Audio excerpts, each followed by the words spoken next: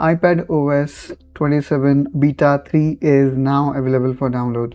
And if you are thinking of installing it, now I think is a good time to install, because you now going to see stability in these beta version. So let me quickly show you how you can. For that, first of all, go to your setting and then you need to go to General tab.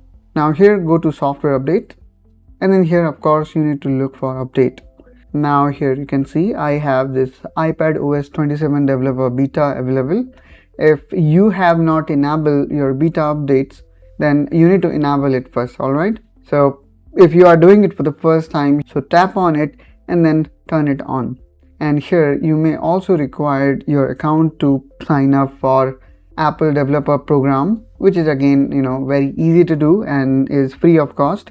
Simply search for Apple developer program in Safari in any of your internet browser. So let me type here Apple developer beta profile.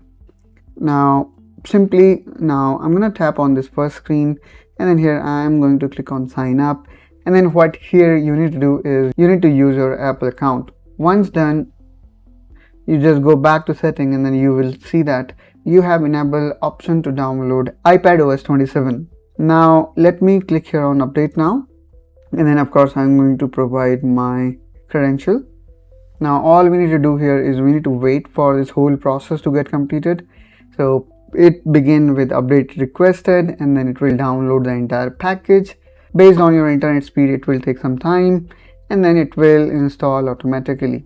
All you need to do is you need to wait for a while, and the update will install in your system automatically.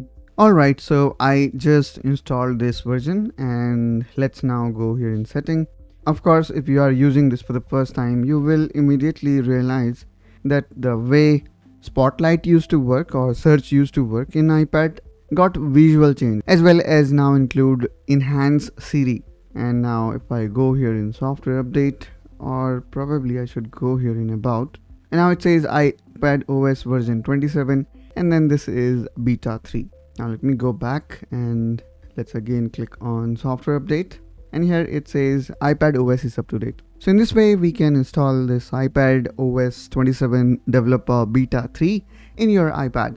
Now maybe you might have still kind of confusion or doubt, should I install it in my iPad or not?